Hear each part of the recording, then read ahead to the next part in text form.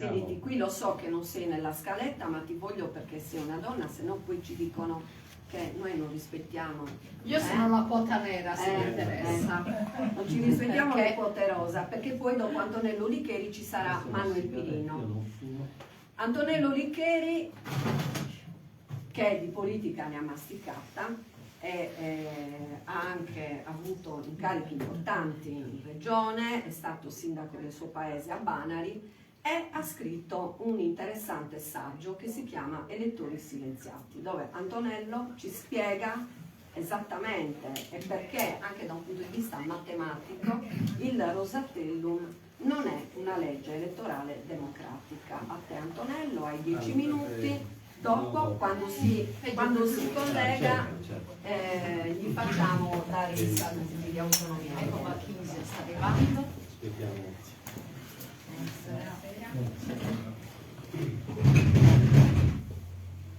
Perfetto, iniziamo.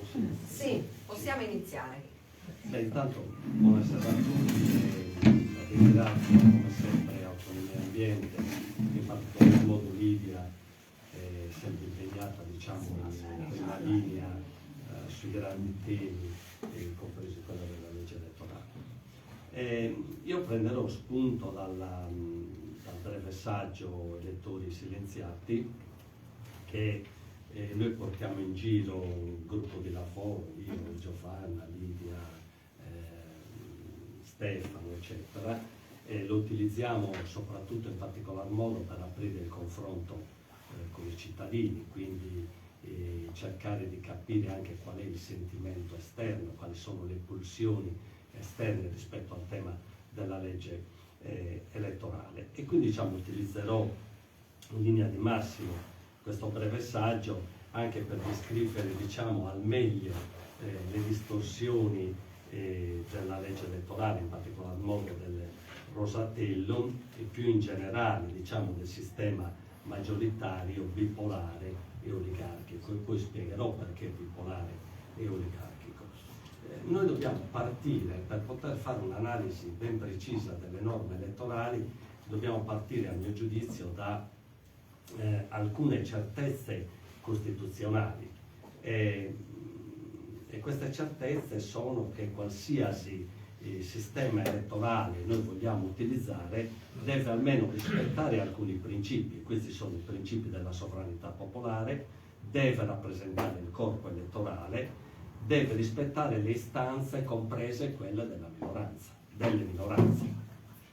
Ora, se noi teniamo a mente questi tre punti, questi tre aspetti di carattere costituzionale, noi possiamo dire quasi con la totale certezza che il Rosatellum, ma anche i sistemi che lo hanno preceduto e vanno un po' a ritroso, cioè l'Italicum, il Porcellum e il Rosatellum, sono quasi tutti figli di un sistema oligarchico autoritario che tende ad escludere il cittadino. Ma prima di parlare del Rosatellum bisogna spiegare come è avvenuto tutto ciò, perché si è verificato tutto ciò. E questo è avvenuto perché i partiti che erano il cuscinetto ideale, avevano il compito di mediazione tra le forze politiche e le istituzioni, tra la società quindi e le istituzioni, tra i cittadini e le istituzioni, sono venuti sostanzialmente a mancare e si sono trasformati in piccolissime elite, Questo è uno dei punti centrali e quindi hanno perso quel carattere di massa aprendo la crisi, della democrazia nel paese. Questo è uno dei punti su cui noi dovremmo, per esempio, iniziare a riflettere. A questa crisi, come hanno voluto rispondere i gruppi dirigenti? Pensavano che, o più che i gruppi dirigenti, direi il ceto politico, ha cercato di porre rimedio, inseguendo il mito della stabilità, della governabilità, a discapito, premiando quindi gli esecutivi a discapito della partecipazione dei cittadini. Questo è uno dei punti che ci fa capire come poi sono state elaborate in futuro tutte le norme elettorali. E quindi partiti, come dicevo prima, entrano in crisi, non sono più partiti di massa, ma sono gestiti nella sostanza da piccoli gruppi dirigenti, da delle oligarchie che quindi controllano completamente il sistema dei partiti e dove non svolgono più quella funzione di cuscinetto, ma esclusivamente quello della autoconservazione del proprio essere, quindi l'autoconservazione per quanto riguarda in particolar modo la presenza in Parlamento, quindi all'interno delle istituzioni, senza svolgere poi più una funzione che è quella, diciamo, più corretta dei partiti, che è all'esterno, e quindi, come dicevo prima, di un collegamento diretto con i cittadini. Se noi abbiamo chiaro questo quadro, diciamo, possiamo capire al meglio le norme elettorali, dal Mattarelli in poi, quindi il perché si è fatta la scelta, diciamo, del maggioritario. Il primo punto che vorrei sottolineare è che in tutti questi anni, e ormai sono tanti, diciamo, le scelte per quanto riguarda le elezioni avvengono dentro le stanze dei partiti, sono i segretari, leader dei movimenti, diciamo, che gestiscono fondamentalmente le elezioni, e nessun partito in tutti questi anni ha posto il problema di un cambio di marcia, quindi di un cambio delle norme elettorali. Il risultato è che il 40-50% dei cittadini non si recano più alle urne, e se noi andiamo a verificare il Rosatellum possiamo capire subito cos'è avvenuto, per esempio, nelle ultime elezioni del 2022, e cioè noi abbiamo avuto liste completamente blindate, candidati paracadutati ed eletti intellettori non propri, capilista candidati in più collegi, e questo serve poi per consentire alle seconde file o alle terze file di poter entrare in Parlamento. E quindi da una parte abbiamo avuto segreterie politiche elette in blocco in Parlamento, abbiamo avuto un gruppo dirigenti di tutte le forze politiche eletti in blocco in Parlamento, e se a questi aggiungiamo gli amici, i parenti, i conoscenti dei leader dei partiti, immaginate voi che grande oligarchia noi abbiamo all'interno del Parlamento. Non lo dico io, ma ci sono addirittura studi approfonditi su questo tema. Per esempio c'è l'ultimo saggio di Sergio Rizzo, che fa un'analisi, intitolato Io sono io, che fa un'analisi un po' più, diciamo, completa rispetto a questo aspetto, e si è accorto che in Parlamento, in questo attuale Parlamento, esistono 70 parenti stretti. Se a questi 70 parenti stretti aggiungiamo le segreterie di partiti, i gruppi dirigenti, quelli ristretti collegati ai segretari di partito, noi capiamo subito che siamo di fronte a un'oligarchia. Quindi a un gruppo, diciamo, che si è costituito attorno a questi leader e che, diciamo, controllano il paese. E tra l'altro c'è anche una sorta di aberrazione del sistema, una distorsione, perché questa distorsione del sistema ci fa comprendere che il 25% che viene eletto in Parlamento controlla il paese, e ci dà l'illusione che quel 25% corrisponda perfettamente alla totalità del paese, e così non è, perché se noi poi andiamo a vedere i dati proprio dal punto di vista numerico, capiamo che a votare fa il 50%, che magari la forza oggi che esprime il leader, che in questo caso io sono l'Alleanza Nazionale, sempre che c'ho questa così i Fratelli d'Italia, ma corrisponde al 25%, quindi a un pezzettino del paese. Idem se noi pensiamo alle norme regionali, cioè a cosa è accaduto alle ultime elezioni regionali in Sardegna, solamente il 50% è andato a votare, il partito che, diciamo, il campo largo che oggi controlla quell'istituzione rappresenta il 25%, che non è la totalità del popolo sardo, non è la totalità della società sarda. Diciamo quindi che questi sono uno degli elementi e uno dei punti, sto cercando di andare veloce per stare dentro i 10 minuti, sono uno dei punti, diciamo, di distorsione di queste norme elettorali. Massimo Teodori l'aveva definita prima delle elezioni, diciamo prima delle elezioni del 2022, aveva detto nella sostanza siamo di fronte a una legge autoritaria che decide tutto prima, ed è vero. Andando a studiare i dati si capisce che, diciamo, in questo sistema è previsto che i 2/3 dei membri del Parlamento sono eletti in un sistema proporzionale e 1/3 nei collegi uninominali, ma sostanzialmente rimane una struttura di tipo maggioritario. Anche qui, diciamo, siamo di fronte a una distorsione del sistema, perché i 2/3 proporzionali sono formati esclusivamente da liste bloccate e non esiste il voto disgiunto, che è quello che poi io sostengo, tra l'altro l'incostituzionale esiste in Sardegna, che però non scollega la parte, diciamo, uninominale da quella proporzionale. Quindi complessivamente siamo di fronte a un sistema maggioritario, quindi a un falso proporzionale. E poi perché un falso proporzionale? Perché, come ho detto prima, siamo di fronte a liste bloccate, quindi l'elettore non decide nulla.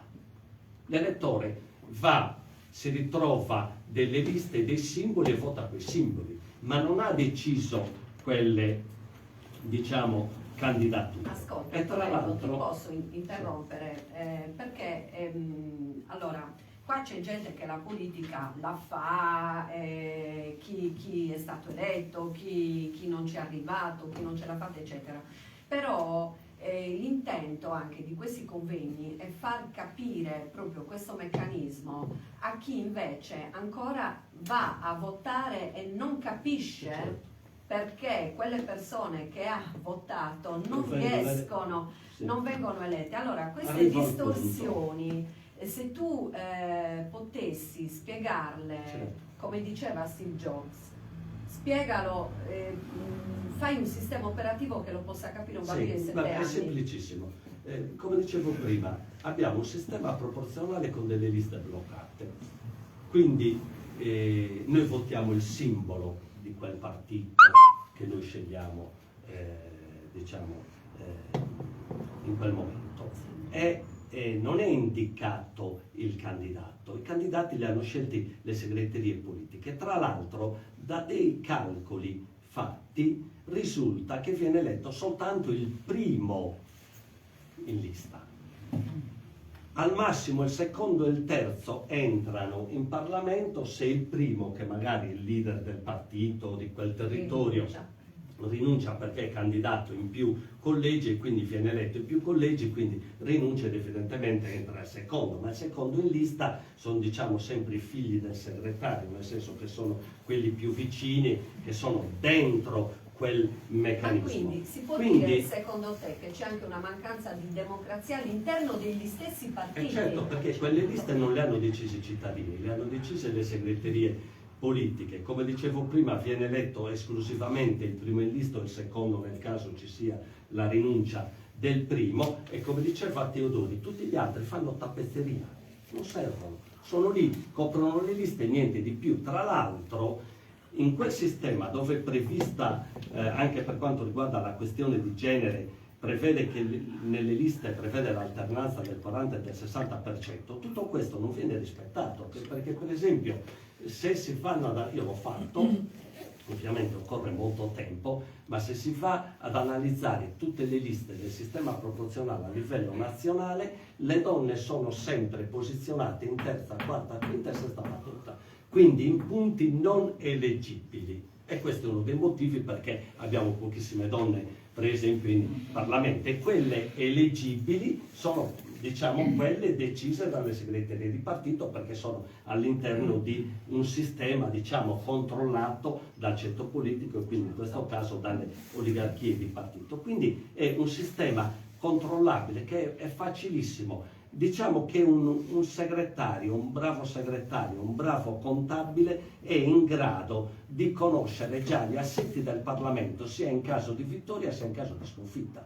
C'è un segretario di partito, sa già 2 mesi prima chi entra in Parlamento, diciamo calcolando le percentuali, nel caso ci sia una sconfitta o nel caso ci sia una vittoria. Quindi è un sistema perfettamente controllabile che quindi esclude il cittadino da ogni decisione. Tra l'altro, da una ricerca che ho fatto, per esempio, appare che durante la fase di costruzione delle liste, non dopo che le liste sono state presentate, prima, quindi nella fase di costruzione, in Italia non c'è stata nessuna riunione, cioè non c'è stata nessuna assemblea dei partiti che coinvolgevano all'esterno i cittadini o quei territori per decidere le rappresentanze. Poi evidentemente io insomma rimango anche sorpreso da alcune affermazioni, per esempio è accaduto in Sardegna, non sto qui a fare nomi, non mi interessa, ma per esempio c'è la dichiarazione di un candidato al Senato del Partito Democratico in Sardegna e io sono stato colpito inizialmente favorevolmente perché fa una presentazione, l'ho vista ovviamente attraverso i social, e dice ma insomma, ma com'è possibile che io mi devo confrontare nel mio territorio, nella mia regione con un candidato che arriva dall'esterno, in questo caso era Pera che in Sardegna era candidato al Senato dove è stato anche eletto tra l'altro nelle file dei Fratelli d'Italia. E qui ho detto, ben venga, mi pare che sia un ragionamento corretto, però poi quando sono andato a verificare i dati, il PD aveva candidati esterni in tutta Italia, in tutti i territori, e quindi diciamo anche in territori completamente lontanissimi, anche diciamo non solo dalla propria appartenenza territoriale, ma anche dalla propria cultura, quindi perché sì, voglio dire, l'espressione deve essere collegata anche non soltanto al tema territoriale, ma anche a quello sociale e culturale, quindi ci sono elementi che vanno rispettati. Quindi questa è una norma praticamente nella sostanza controllabile. Non so, potrei continuare a parlare del Rosatellum, ma è diciamo abbastanza semplice da comprendere. È vero che per certi aspetti è una materia ostica, ma così l'hanno voluta le oligarchie di partito e il ceto politico, perché la Costituzione non prevede dei sistemi complicatissimi, non dice evidentemente qual è il sistema da adottare, però diciamo se ne capisce l'impianto, perché per esempio ci sono ancora 2 elementi che sono presenti all'interno del Parlamento. Noi per votare il Presidente della Repubblica e per modificare la Costituzione, diciamo quello viene attraverso maggioranza assoluta, quei voti, ma vengono calcolati in termini proporzionali. Ma se tu c'hai a monte un sistema maggioritario, quel tipo di impostazione non ha più nessun valore, perché se io arrivo in Parlamento dove ho una maggioranza assoluta, è chiaro che diciamo quella cosa che avevano pensato i costituenti, quindi di un voto interno al Parlamento che fosse però diciamo speculare rispetto al sistema proporzionale, non corrisponde più. E quindi diciamo c'è anche da questo punto di vista ci sono tutta una serie di incostituzionalità. Dico ancora solo 2 cose. Ci sono 2 sentenze della Corte Costituzionale, una del 2014 per quanto riguarda il Porcellum e una nel 2017 per quanto riguarda l'Italicum, dove la Corte Costituzionale dice in sostanza ma il premio di maggioranza è un'esagerazione, cioè bisogna leggermente, diciamo, in sostanza limitarlo, ridurlo e così diciamo è stato fatto poi praticamente nel Rosatellum, anche se io fondamentalmente non mi trovo per nessuna ragione d'accordo, perché l'articolo 48 della nostra Costituzione dice che il voto è personale, è uguale, libero e segreto, ma la parola chiave è uguale, il voto è uguale. Io adesso non parlo del sistema nazionale, ma mi riferisco a quello regionale, solo per far capire il passaggio. Cosa vuol dire uguale? Uguale significa che non è pensabile, come dicevi tu, che chi ha votato, che chi è dentro quell'arco dei 60-70 mila voti che non trovano rappresentanza, quel voto vale 0. Quelli che sono andati all'opposizione, il voto del cittadino vale 1, chi ha votato per sbaglio il campo largo vale 4. Perché? Perché c'è un premio di maggioranza che ti consente, ovviamente ripartendo dal tema della governabilità e della stabilità, ti regala, diciamo, un numero di seggi. Io Questo vorrei è dire una un cosa. aspetto completamente Ti incostituzionale. interrompo per dirti che in questo caso attuale il premio di maggioranza è ancora più grave, fa Certo. loco, perché le liste del centrodestra numericamente Prendono più hanno voti. preso più voti del campo largo, Certo. ma per un pugno di voti alla Certo. presidente. Perché è un sistema collegato Ecco, direttamente allora c'è alla... anche il danno, c'è anche la beffa oltre certo, che il danno, certo. perché Certo. quegli elettori che hanno votato, che hanno riconosciuto il loro voto, Certo. poi nella realtà lo vedono sottratto. Certo. Uno, Benissimo. concludo proprio Antonello, hai un minuto per in concludere? un minuto riesco a concludere. Perfetto. Per dire questo, che le leggi elettorali, così come prevede la Costituzione, devono rappresentare tutte le istanze che provengono dalla società. Quindi non ci sono leggi elettorali che sono fatte per comodità. E io in questi giorni, per esempio, ho ascoltato la dichiarazione di Franceschini, me lo sono appuntato così perché, giusto per ricordarmi il concetto. Franceschini dice: bisogna ritornare immediatamente al proporzionale, perché dice però, da alcuni calcoli che io ho fatto, è l'unico modo per sconfiggere il centrodestra. Questa è una sciocchezza bella e buona, perché le leggi elettorali si costruiscono per garantire, come dicevo prima, le istanze, tutte le istanze che provengono dalla società, e non servono per sconfiggere qualcuno, non si fanno per sola tattica. La legge elettorale è una cosa molto più ampia, così come è successo nel 1946, quando i costituenti hanno dato vita, diciamo, alla nostra Carta Costituzionale. Voglio chiudere in mezzo minuto, che è importante perché ci fa capire tutta questa la questione, diciamo, del Rosatellum. È importantissimo perché noi a giorni si discuterà il tema del premierato, no? Così come lo ha lanciato la Casellati. La Casellati fa una proposta molto chiara di come dovrebbe essere strutturato il Parlamento a livello nazionale. Ma poiché io sono molto incazzato, perché io provengo da una formazione di sinistra, io provengo dal Partito Comunista, e noi abbiamo fatto grandi battaglie democratiche sul tema soprattutto costituzionale, e oggi vediamo, abbiamo di fronte un centro-sinistra che è incapace di fare autocritica.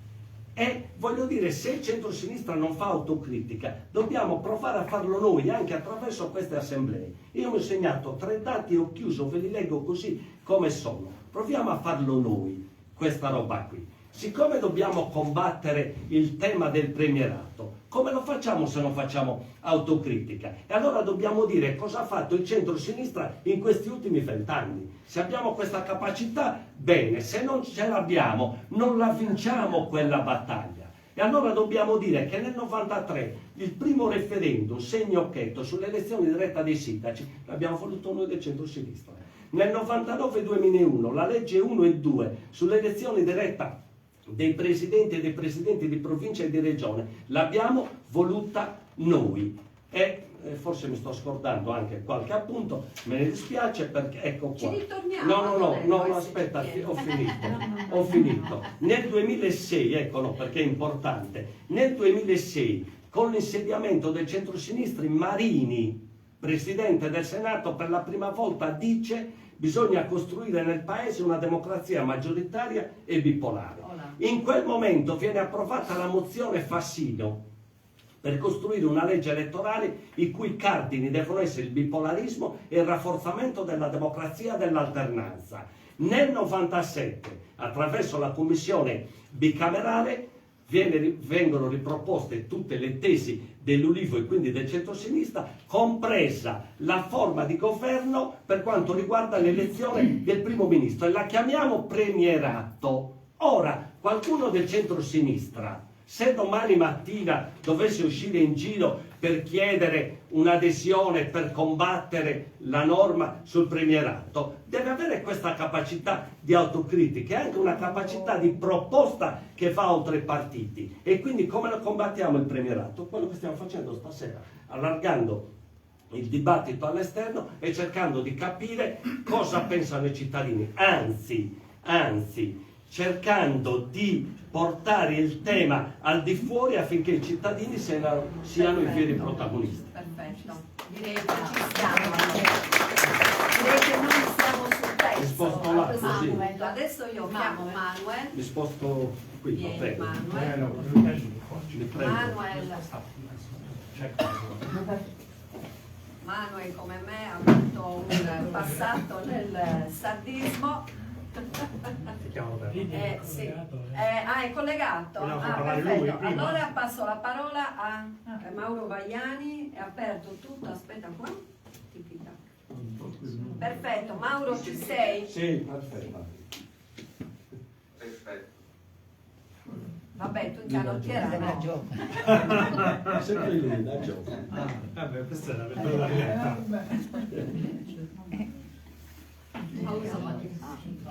Mauro? Mi sentite ancora? Sì, ti sentiamo ancora, puoi andare. Perfetto. Intanto è giusto ringraziarvi e sarebbe stato bellissimo essere con voi.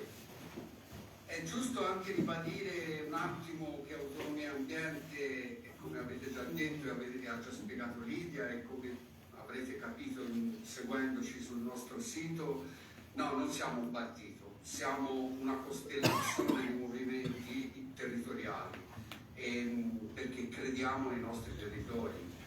Abbiamo queste radici così profonde nella Carta di Chivasso del 1943, nelle vicende personali di padri della Repubblica delle Autonomie come Emilio Lussu, di cui in questi giorni ricordiamo il 50° anniversario della morte. Siamo una famiglia politica di persone impegnate sui territori nella Repubblica Italiana e collegati alla gran famiglia politica dell'EFA, European Free Alliance. Mauro, non ti sentiamo più. L'iniziativa vi consideriamo un'avanguardia in quello che è un impegno che, come avrete già capito anche da quello che ha detto Antonello Licheri e da quello che direte anche voi, è un impegno che c'è in tutta la Repubblica e anche direi in tutta Europa, perché in tutta Europa e nella Repubblica Italiana noi siamo in piena erosione della democrazia. Crediamo di vivere in una democrazia e invece stiamo vivendo in un travestimento della democrazia. Le leggi elettorali sono la parte più visibile, l'ingiustizia delle leggi elettorali è la parte più visibile, ma i problemi sono molto più profondi e sono sicuro che voi li seguite e siete in prima fila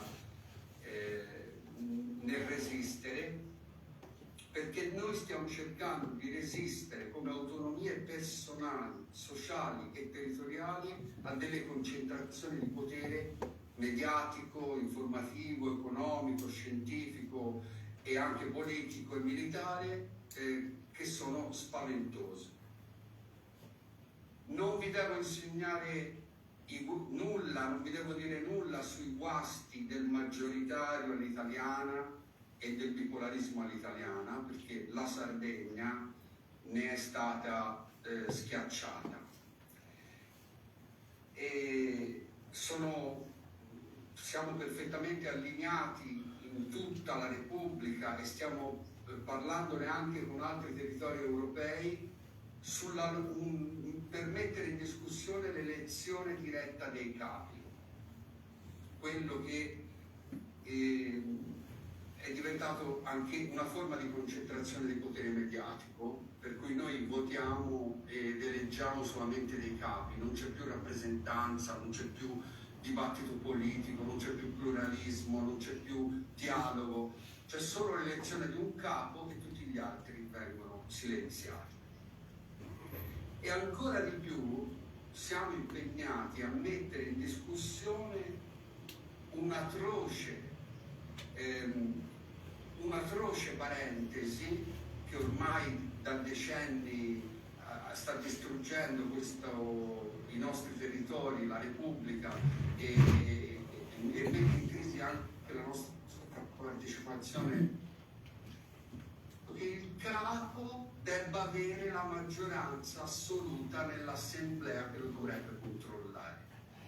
Una follia che era diventata senso comune, come spiegava prima Antonello Richeri, aveva contagiato dalla sinistra alla destra in un conformismo, in un pensiero unico inaccettabile, e invece questa idea noi la dobbiamo mettere in discussione. Quindi noi non abbiamo ricette, non c'è una ricetta di autonomia ambiente per tutte le leggi elettorali in tutti i territori. Il territorio si deve costruire la sua lotta e la sua soluzione, ma sicuramente su queste cose c'è consonanza e c'è un impegno in tutti i territori di cui voi siete l'avanguardia. Mettere in discussione l'elezione diretta del capo e mettere in discussione che il capo debba avere per forza una maggioranza assoluta di fedelissimi nella sua assemblea. Chiudo, mi avvio a concludere dicendo che fa parte delle nostre lotte di questi anni che Autonomia Ambiente ha fatto insieme al Comitato Pesostri e a molte altre piccole e grandi forze, ma in cui siamo ancora minoranza, siamo ancora silenziati, cioè sono lotte che sono all'inizio. L'idea di un ripristino della rappresentanza attraverso la possibilità dell'elettore di scegliere i suoi rappresentanti nell'assemblea e magari una rappresentanza di genere, cioè quindi con la possibilità per il cittadino di votare per una donna e per un uomo. Questo non dovete confonderlo, non lo dobbiamo tutti insieme confondere, che erano espresse da delle minoranze di elettori. Le vecchie preferenze all'italiana nella maggior parte delle leggi elettorali regionali e anche comunali e anche per il Parlamento europeo ci sono ancora, ma sono espresse da minoranze più o meno organizzate. Noi dobbiamo riflettere e lavorare su come trasformare la scelta del rappresentante in una cosa che riguarda tutti, in un dovere che riguarda ciascun elettore, riportando l'elettore a votare, che è una cosa difficilissima in questo travestimento della democrazia, riportandolo a votare e instillandogli il dovere, anche attraverso delle formule elettorali, di scegliere per lui una donna e un uomo per il suo territorio. Allora grazie, buon lavoro a tutti, vi continuo a seguire attraverso il canale Zoom se lo lasciate aperto. Grazie a te Mauro. Saluto nel frattempo Marco Piro, che è neoeletto segretario della sezione cittadina di Fratelli d'Italia, al quale facciamo anche tanti auguri.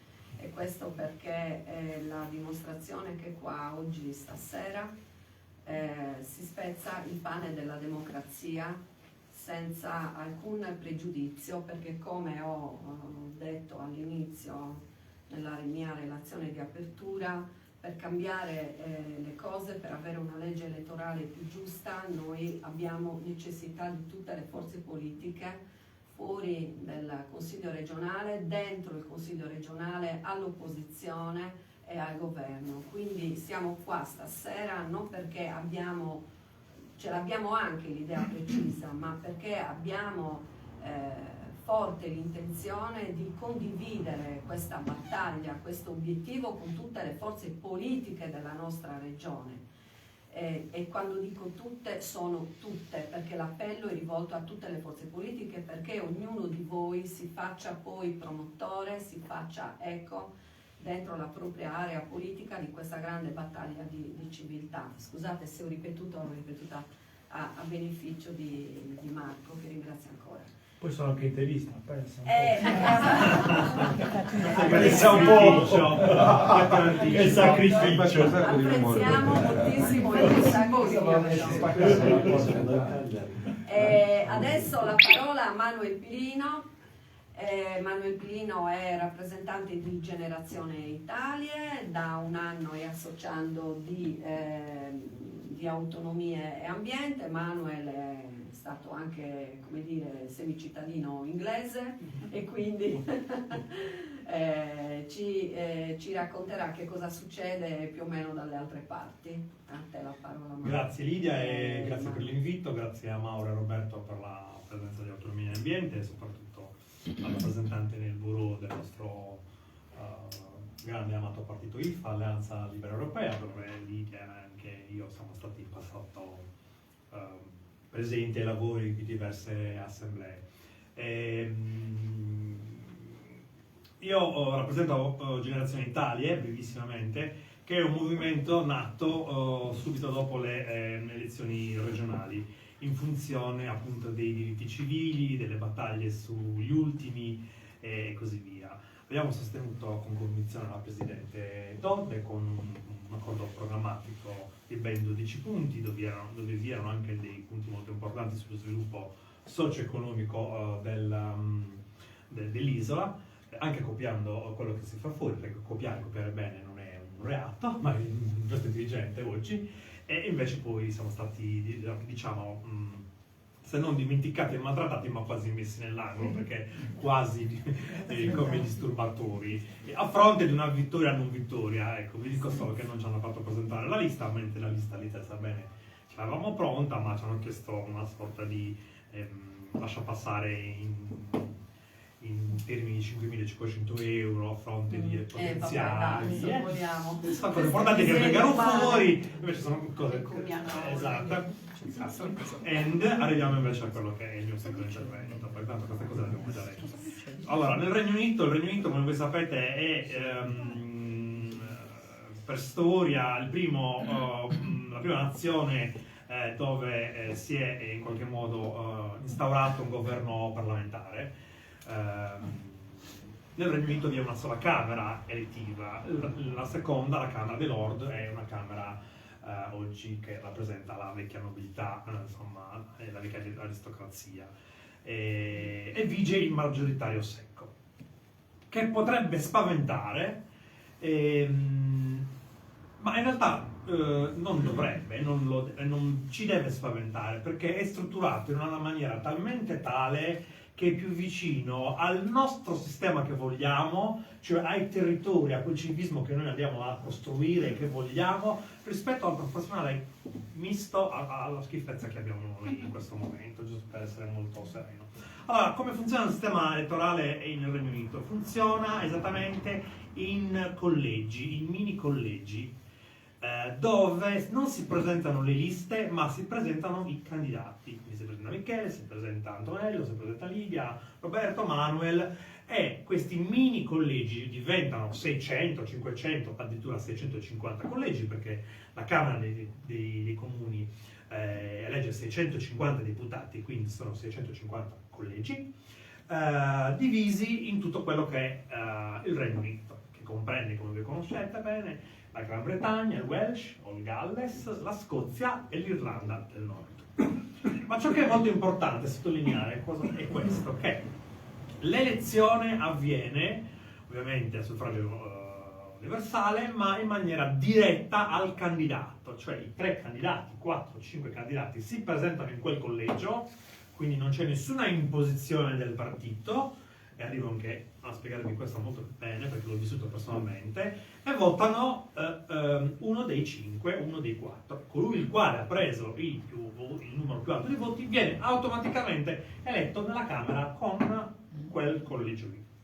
Paradossalmente può accadere che a livello nazionale poi il partito dei Tories o dei ricordate il Brexit del famoso personaggio, insomma, che ha avuto un'altissima percentuale di consensi a livello nazionale, poi non ne abbiamo messo parlamentari. Perché? Perché ciò che vince è la territorialità. cioè è la costruzione del rapporto del territorio con il parlamentare, cioè è il civismo vero e puro, è il rapporto personale, cioè quello che noi andiamo cercando, eccolo qua, è una forma di maggioritario, perdonatemi, anglosassone, e quindi vincente, e paradossalmente vincente anche forse quel proporzionale che andiamo a cercare noi, perché in quel caso ciò che prevale è il rapporto con il parlamentare. È successo esattamente nel quartiere in cui io vivevo che una parlamentare storica, in prima linea sempre sui diritti, espressa dal partito di Labour, fosse in contrasto con il suo partito e ha votato trasversalmente, perché alcune tematiche sono trasversali, è stata punita, non è stata ricandidata, come diceva Antonello prima, dal suo partito madre. Ebbene, si è candidata nello stesso collegio, è stata rieletta dal popolo, dai cittadini, alla faccia dei Labour che controllavano per 3-4 votazioni per 4 votazioni, per 4 turni il collegio. Ebbene, quella parlamentare è stata rieletta perché i cittadini riconoscevano in lei il punto di riferimento. Ecco dove sta la vera differenza tra quel maggioritario secco e il proporzionale anomalo tutto italiano. Nel Regno Unito ovviamente questo sistema permette la governabilità, perché gli inglesi non sono italiani e quindi non ci sono accordi o inciuci pregressi, non ci sono pre-coalizioni o non esiste il tema del bipolarismo perfetto all'italiana, che è stato coperto da quel richiamo alla governabilità, che in realtà non esiste, perché lo vediamo all'ordine del giorno, no? Del voto al Senato di qualcuno che ha fatto cadere un governo piuttosto che un altro. Allora, quel tipo di maggioritario invece è garantista, perché nel Regno Unito il sovrano poi chiama colui il quale è il segretario del partito più votato e lo incarica a suo nome di formare il governo. È ovvio che è una pura formalità, perché la monarchia è costituzionale e fra l'altro il sovrano ha da poco riottenuto, in base a delle vicissitudini e degli avvicinamenti elettorali, il potere di sciogliere il Parlamento, cosa che avviene molto difficilmente. Di fatto Carlo I, che irruppe nella Camera appunto dei comuni, quella eletta, perché arrestò, in funzione del fatto che sua moglie venne arrestata perché cattolica, fece una brutta fine, cioè il Parlamento lo dichiarò in qualche modo complottista e così via, e tant'è che venne decapitato.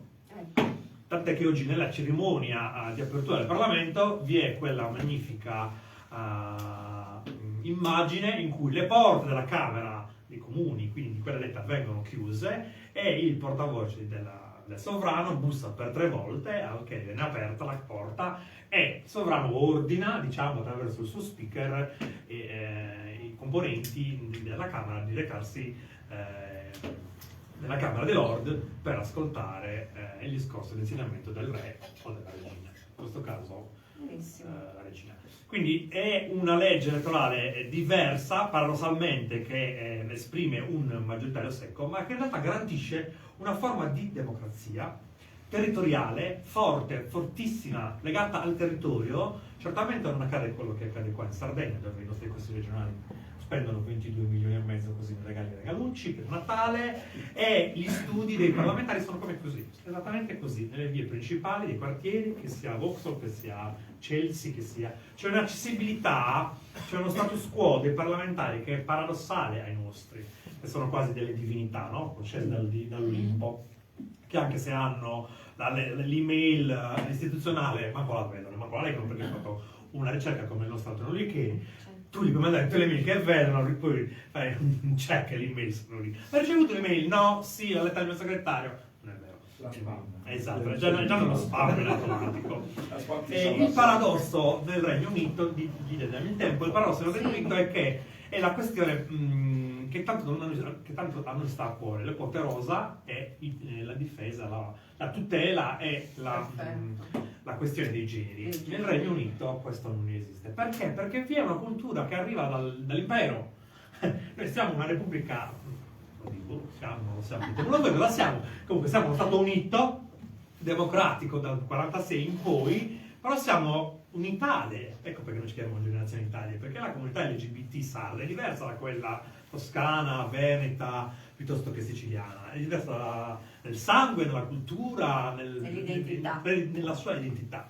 E questo appunto rafforza quella non necessità in quel paese, ma non qua, di tutelare le quote rosa, le minoranze, i generi, perché sono già autotutelate, sono già parte integrante del sistema, perché noi abbiamo un'immigrazione di quarto livello, di quinto livello, cioè gli indiani sono più cittadini britannici di me. Sì, ovvio, perché sono di quarta generazione, di quinta generazione, noi siamo visto. ancora alla prima, perdonatemi il termine un po' brutto, però al primo sbarco, quindi dobbiamo studiare e studiare bene, anche molto, per rendere inclusiva, per rendere inclusiva l'immigrazione, che deve essere normata, non può essere lasciata così, in mano a cooperative che ne hanno fatto quello che sappiamo, fare l'accoglienza e poi io sono scarpe liberi, e qui ha ragione Antonello, il centralista deve fare una colpa, perché l'immigrazione va normata per evitare che diventi delinquenza, e questa non è una cosa fatta. Sul sistema inglese chiudo soltanto facendo un richiamo alla cultura e al fatto che bisogna creare una identità, ecco perché autonomia ambiente, ecco perché IFA, ecco perché queste assemblee di popolo. Dobbiamo assolutamente renderci conto che senza il rafforzamento di un'identità, di un civismo concreto, di un forte legame tra i cittadini e gli eletti, non cambieremo niente, anzi perderemo solo del tempo. Grazie a tutti. Grazie Mauro.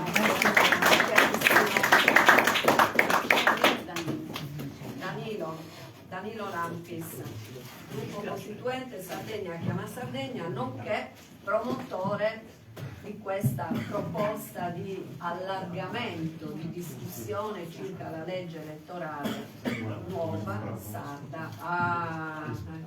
Benissimo, Danilo, a te la parola. Sì, allora, buonasera a tutti, grazie per l'invito.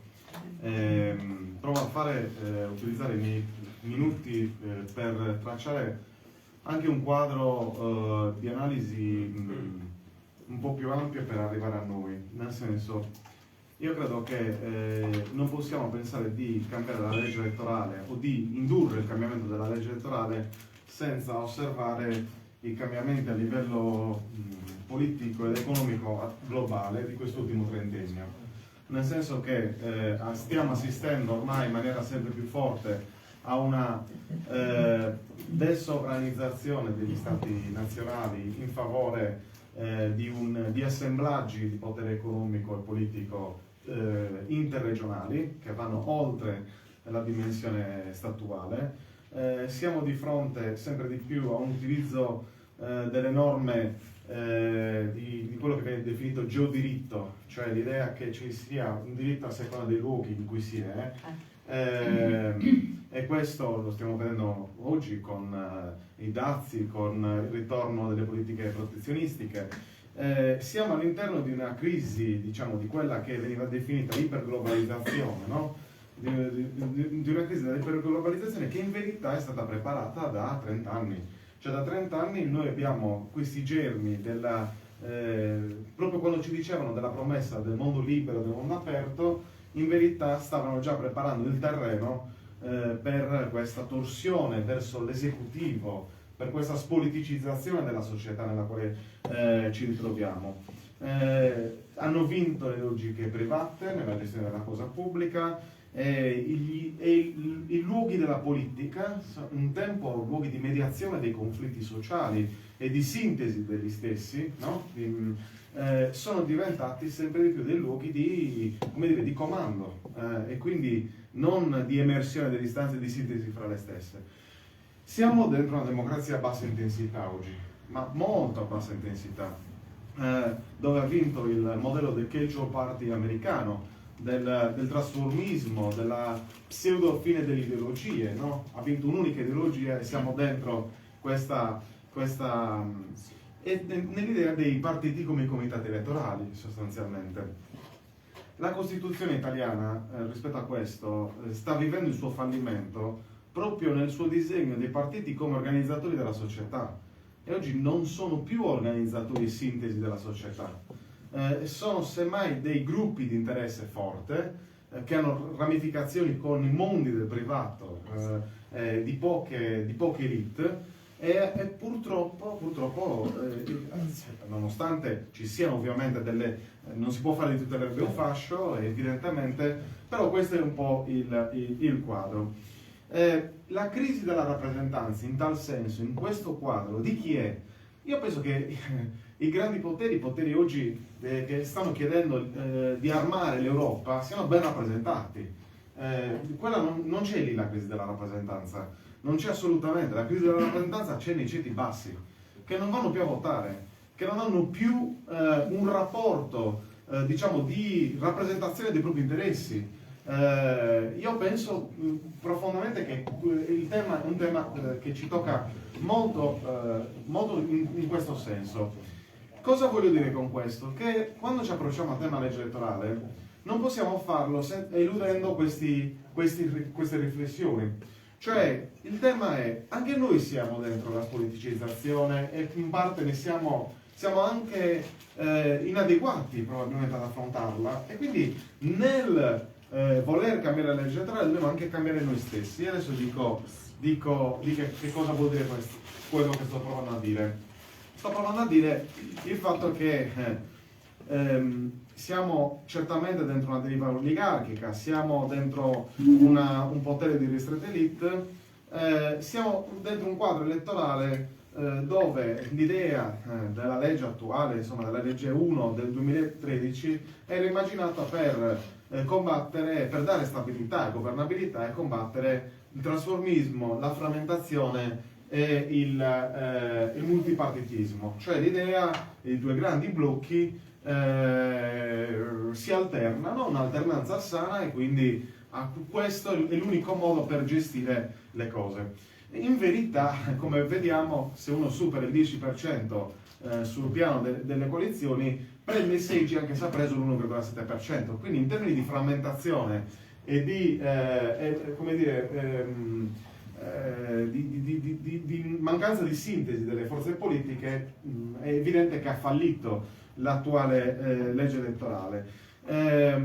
Di fronte a questo, di fronte a un premio di maggioranza straripante, di fronte a delle soglie di sbarramento antidemocratiche, come più volte è stato detto, di fronte a un voto disgiunto che favorisce la personalizzazione del voto e il voto clientelare, perché questo è, io stesso ho ricevuto voti da parti avverse, però mi hanno votato perché ero del territorio, ma questo produce evidentemente un cortocircuito in termini di coerenza e chiarezza del voto. C'è un problema della compressione di alcuni territori, c'è un problema di sottorappresentazione dei generi in Consiglio regionale. Bene, di fronte a questo, che fare? Arrivo subito alla parte propositiva. Si possono fare 1000 proposte di articolato di legge, ma il tema è che adesso non siamo lì dentro, tanti dei proponenti, e quindi bisogna giocare una partita che prova ad aprire delle contraddizioni in seno alle forze politiche, in una logica trasversale, una logica che sia veramente capace di parlare alle diverse sensibilità, e fare questo, e torno al punto iniziale da cui sono partito, non come gli sconfitti che vogliono il riscatto attraverso le regole, attraverso un cambio delle regole, perché non basta più questo, e soprattutto non rende giustizia all'ispirazione che ci dovrebbe animare. L'ispirazione è quello di dire alle persone: il tuo voto conta, il tuo voto vale 1 come quell'altro voto deve valere 1. Non può valere, con la sintesi che ha fatto Antonello inizialmente mi è piaciuta, cioè 4 è il tuo voto 1 o 0, perché ci sono 70.000 persone oggi il cui voto è 0, ed è una questione molto importante sulla quale solo provare a parlare alle persone comuni che sono schifate, disgustate anche da una politica che non cambia, no? Che non produce riforme strutturali. E guardate che non produce riforme strutturali, soprattutto in quest'ultimo trentennio, guarda caso, da quando non c'è una sintesi di alto livello con sistemi più proporzionali, e quindi ci sono meno spine sul fianco, e invece c'è un'alternanza senza alternativa, ed è questo il grande dramma nel quale siamo piombati. Quindi che cosa abbiamo provato a dire da giugno scorso? Insieme a tante forze, adesso non ricordo, 12, 13, non mi ricordo, adesso ci sono anche altre soggettività, partiti, movimenti che si stanno interessando. Che cosa stiamo provando a dire? Stiamo provando a dire che il metodo è sostanza, innanzitutto, che per cambiare questa cosa non si può fare un appello a sé stante, ma bisogna invece provare a attivare un'assemblea itinerante del popolo sardo, delle sue articolazioni politiche, sociali, sindacali, perché anche i sindacati sono coinvolti nella crisi della rappresentanza e nel dare nuove risposte in tal senso. Che cosa diciamo quindi? Indipendentemente dai colori politici, ci sono delle evidenti distorsioni, c'è qualcuno che ne sente più una rispetto a un'altra. Sicuramente noi abbiamo fatto un appello, l'abbiamo presentato in Consiglio regionale per chi non ne ha conoscenza lunedì scorso. Abbiamo avuto, come dire, anche un riscontro abbastanza con tante contraddittorietà decente da parte della stampa. Il punto è adesso partire sabato prossimo a Bauladu alle 16 del pomeriggio con un primo incontro. Questo luogo di discussione, che tempistiche si deve dare? Da qui alla metà della legislatura, come minimo. Nel senso che queste riforme strutturali si fanno nella prima fase del mandato, poi tutti pensano alla rielezione e non hanno più la lucidità di rimettere in discussione alcune di queste questioni. Noi l'appello che facciamo è un appello che ha anche dei contenuti, come dire, che pone alcuni punti di merito. Diciamo che vogliamo un sistema proporzionale per restituire peso al voto di ciascuno, diciamo che vogliamo l'abolizione del voto disgiunto, l'abbassamento delle soglie di sbarramento, una maggiore rappresentanza politica dei territori attraverso una suddivisione delle circoscrizioni maggiori e l'eventuale costituzione di una circoscrizione regionale che permetta di valorizzare il voto di opinione, fuori dall'idea della come dire, del legame soltanto col consigliere regionale di turno che ti porta magari con regalino in finanziaria, con l'assestamento di bilancio, quei milioni di euro che ti servono e che poi devi restituire in termini di voto. Una maggiore rappresentanza di genere, su questo proponiamo di ragionare su una norma paritaria costituzionalmente orientata che porti veramente a dare una rappresentanza vera a tutti i generi all'interno del Consiglio. Chiudo su questo, sono arrivato a 10 minuti, dicendo che il punto qui è che sarà una battaglia sicuramente difficile, che non è in competizione con nessun'altra che stanno ponendo in essere in questi mesi.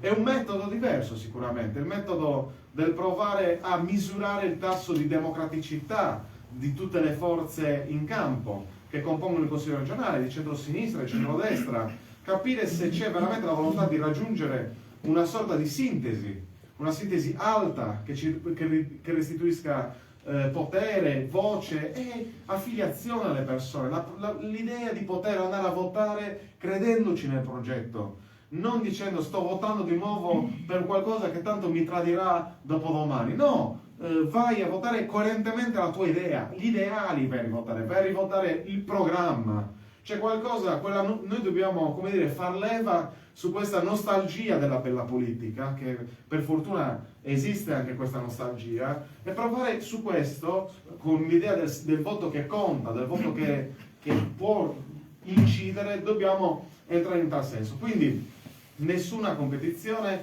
soltanto volontà di discutere. Ora, chiaro, aspettiamo i feedback, vediamo quanti feedback ci saranno, diversamente si prenderanno altre iniziative. Però, come dire, o ce la giochiamo adesso o mai più. C'è da dire, e chiudo su questo, che l'atmosfera in Consiglio regionale, con l'ipotesi di decadenza sul piatto, è già da fine legislatura per tanti aspetti, e quindi ciò implica il fatto che molti consiglieri, come dire, sono già con i motori in riscaldamento per un'eventuale campagna elettorale, ed è chiaro che noi dovremmo, come dire, sarà molto difficile la partita, però proviamoci. Grazie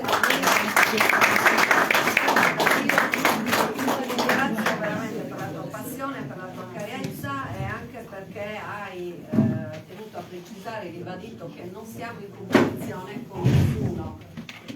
ovviamente il riferimento è chiaro, ci sono altre iniziative in atto in questo momento e noi riteniamo che sia una cosa, arrivederci, riteniamo che sia una cosa positiva, perché la pluralità di iniziative significa che questo è un tema che interessa tutti, quindi l'obiettivo che vogliamo raggiungere o in una maniera o in un'altra è sempre quello, cioè il cambiamento della legge elettorale sarda. Adesso prende la parola Giovanna Casagrande. Giovanna, che è stata una attivista e ancora lo è di Sardegna Possibile, associata di Autonomia e Ambiente, il nostro bell'acquisto. Con Giovanna siamo state insomma compagne di sventura, perché brevemente noi insomma abbiamo aderito come Autonomia e Ambiente al comitato referendario per raccogliere le firme e cambiare il Rosatellum a livello nazionale italiano, quindi già un anno fa noi ci stavamo muovendo in questa direzione, con tutte le contraddizioni, tutte le trappole che insomma Giovanna vi saprà esporre meglio di me. A te la parola. Vi ringrazio moltissimo. Generalmente io i miei interventi sono autocritici, critici e provocatori. Il compito assegnatomi dalla professoressa Fancello è un compito che non mi piace molto, perché devo essere più che autocritica molto critica. E voglio contestualizzare bene. Scusate, parto il cronometro. Voglio contestualizzare, come hanno detto bene prima di me le altre persone, il momento storico che stiamo vivendo. La legge elettorale non è più uno strumento che l'elettorato ha per scegliere la classe dirigente, ma il contrario, è la classe dirigente che paradossalmente sceglie il proprio elettorato di riferimento. Quando un anno fa, più o meno, ci fu questa chiamata alla revisione, diciamo, del Rosatellum, io ho aderito per spirito di squadra, diciamo così, ma mi sono resa subito conto delle distorsioni che c'erano in questa proposta. Mauro prima ha usato una parola, avanguardia. Ecco, io vorrei che qua dentro nessuno di noi si sentisse avanguardia, perché le avanguardie sono uno dei tumori della partecipazione. Avanguardia vuol dire che c'è un gruppo di persone che si sente migliore delle altre e che indica la via. Picca questa pinna, metti quella firma. No, io non voglio essere avanguardia, io voglio coinvolgermi, essere coinvolta in percorsi collettivi condivisi, ed è per quello che un anno fa a Bauladu, alla chiamata di Sardegna, chiama Sardegna, io risposi subito positivamente. Perché mi sembrava proprio, così come si sta verificando, un percorso collettivo di analisi e di ricerca di un obiettivo comune. La legge elettorale è uno strumento universale che non appartiene a una parte politica. La legge elettorale è uno strumento dell'elettorato, dell'elettrice e dell'elettore, che decide con quel voto, ma purtroppo siamo in un loop. Perché sta succedendo questo da anni? Alla mia veneranda età posso dire che ho visto questa involuzione della democrazia con un concorso di colpe che va dai partiti, dagli intellettuali, che sono sempre quelli che orientano purtroppo. Vedi Scurati ieri, che è veramente una cosa penosa, ma per me Scurati non è neanche un intellettuale. L'informazione, il potere detiene l'informazione e l'informazione ti catechizza, ti dice cosa tu devi fare, cosa è positivo fare.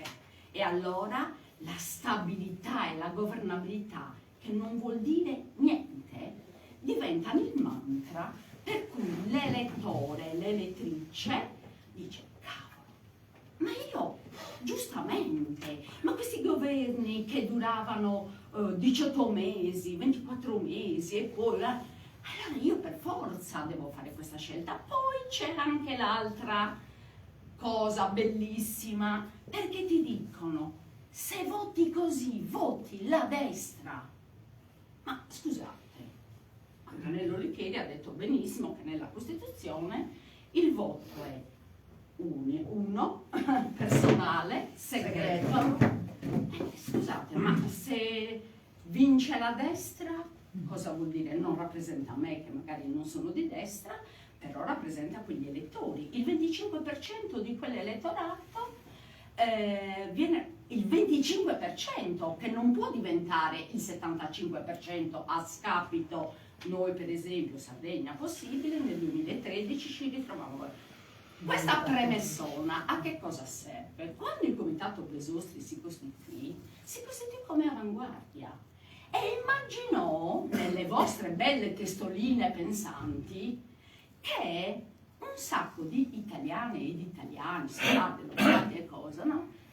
Avessero cognizione di quello che stava chiedendo. Non era così, ragazzi, perché gli errori cioè il fallimento di quella raccolta firme dipende dall'avanguardia promotrice, che non ha prima di tutto instaurato, diciamo, un ragionamento collettivo cercando tutti i partiti, sindacati, associazioni culturali, bla bla bla. Hanno deciso addirittura di mettere in croce, poveri noi che raccoglievamo le firme, con 4 quesiti che era veramente una cosa atroce. In piena estate. Ogni quesito era un convegno. Non solo in piena estate, ma con la CGIL scatenatissima sul referendum Jobs Act e poi con quella schifezza che molti di voi avete sostenuto, che era andare contro l'autonomia differenziata. Io sono indipendentista, voglio più autonomia e meno centralismo,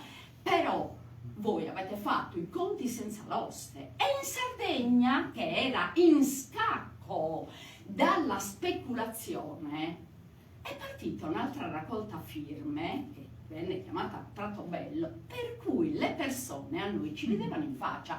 Io lo racconto senza nessuna remora. Noi siamo state invitate da un'associazione sindacale a Nuoro, non hanno neanche firmato, una tipa che adesso pare candidata in pettore a Nuoro, è la Zoe Settande, cioè era una trappola, perché loro volevano che noi firmassimo il loro referendum. Allora, ragazzi, c'è stato un errore grossissimo. Non si può cercare di cambiare il Rosatellum pensando di essere un'avanguardia. L'elettore e l'elettrice media non lo sanno. L'elettrice e l'elettore medio credono che loro hanno il diritto di voto, perché ci dicono: se non vai a votare poi vincono gli altri. A me è capitata a Nuoro, poco prima della campagna per le regionali, un convegno dove c'era Ernesto Maria Ruffini, che disse con una faccia di culo terribile, io non mi sono potuta trattenere: noi abbiamo lo strumento del voto. Io ho detto: oh bello, ma vieni a casa mia a dirmi questa roba, vieni a casa mia in Sardegna, dove noi abbiamo una legge elettorale immonda e in Italia c'è il Rosatellum. E lui dice: sì, però le cose bisogna cambiarle. Ma sì, ma le cambi tu, io non ho la responsabilità tua di classe dirigente, io mi deresponsabilizzo rispetto a quelle che sono le vostre narrazioni. E cosa faccio? Cerco di coinvolgere, come stiamo facendo adesso, con questa proposta di, chiamiamola costituente, per una nuova legge elettorale, il massimo coinvolgimento, perché se noi, io uso una frase molto, sono femminista oltre che indipendentista, Audre Lorde scrisse una frase che per me è bellissima: non si può distruggere la casa del padrone con gli strumenti del padrone. Cosa vuol dire questo? Se noi non cambiamo la nostra visione, la nostra prospettiva, dove andiamo? Ora, per esempio, sappiamo benissimo che abbiamo il gap di genere, che abbiamo problemi grossi di rappresentatività, ma davvero crediamo che il legislatore, io di cui uso il legislatore, tipo il dinosauro, il diavolo, no? È in grado, no, rappresenta solo se stesso. Allora cosa dobbiamo fare noi? Aprire un grossissimo dibattito.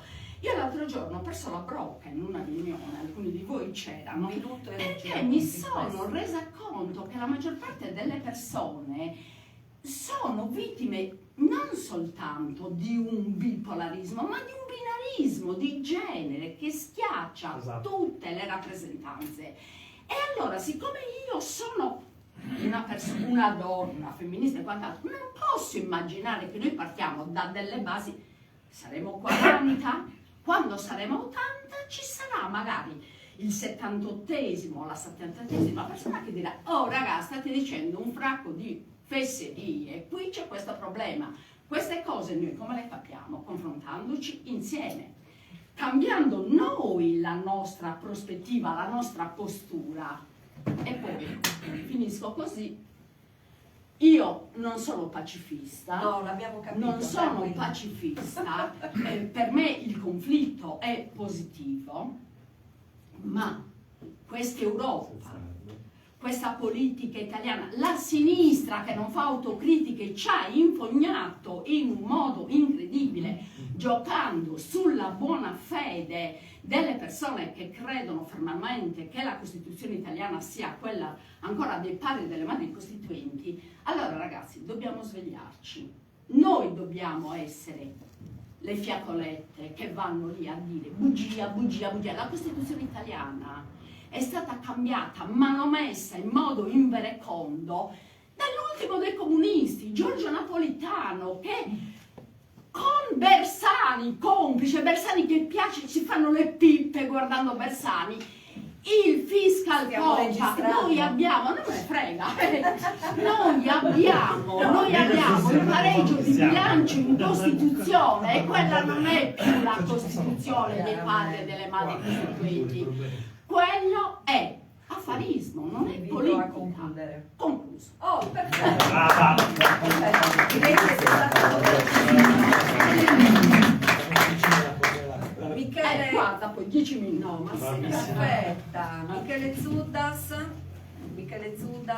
avvocato, attivista, promotore, ciao, per la Prato Bello 24, lo abbiamo visto in tutte le piazze dell'isola l'estate scorsa, anche nei paesi più piccoli. Io mi ha ricordato paesi a Genoni, ti ho visto, che non c'ha neanche 1000 abitanti, su un paio piccolino, lui che diceva alle persone perché era giusto firmare la proposta di legge popolare Prato Bello 24. Corta braccia aperte.